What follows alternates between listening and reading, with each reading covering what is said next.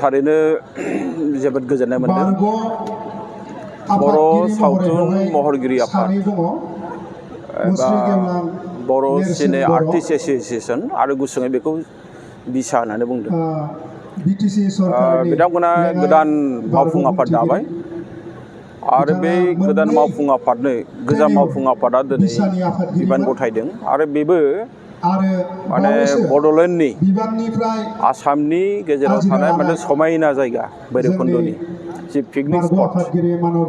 बेवहाय दिनैहाय बे हाबाफारिखौ लादों आरो बे हाबाफारियाव आं नुनो मोनबाय जे फैनानै बिसानि जेनोखि गोजाम आफादगिरि फुंखा महिलारि बिथां आरो लोगोसे गाहाय नेहाथारि गुरु पबित्र बर' बिथांमोना गोदान आफादगिरि जोंहा दीपक रामसियारि आरो लोगोसे हालब्रि बर' गाहाय नेहाथारि बिथांमोननो बिबानखौ होदों आरो बेवहाय दुलाराय माने आसामनिफ्राय खना खनला जायगानिफ्राय माने बासि गेदेमा सुबुंफ्रा बेवहाय बाहागो लाफैदों आरो बे हाबाफारियाव जोंहा बिटिसिनि मानिजाथाव EM प्रेस मुसाहारि बिथाङाबो गाहाय आलासि महरै बाहागो लादों। उदालगुरि जिल्ला बर' थुनलाइ आफादनि आंनिनो लोगो फतेन्द्र बसुमतारी बिथाङा बेवहाय फैदों आरो लोगोसे दुलाराय बर' फरायसा आफादनि उदालगुरि जिल्लानि आफादगिरि जोंहा कर्नेलियुस दैमारि बिथाङाबो बाहागो लादों। थारैनो जों बुंनांगोन जे दिनै जि बर' जेनोखि मा होनना बुङो बेखौ जोंहा बिसा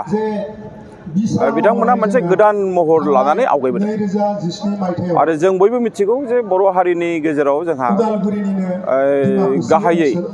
महरगिरिफोरनि जि मोनसे हालोद बेयो जेरैबायदि जानांगौ जोङो बेबायदि नुबोआखै नाथाय दिनैनि दैदेनगिरिफ्रा दिनैनि बिबानगिरिफ्रा जा रोखोमनि मोनसे खस्थ' खालामदों बे खस्थ' खालामनायनि गेजेरजों मोनसे गोदान माने महर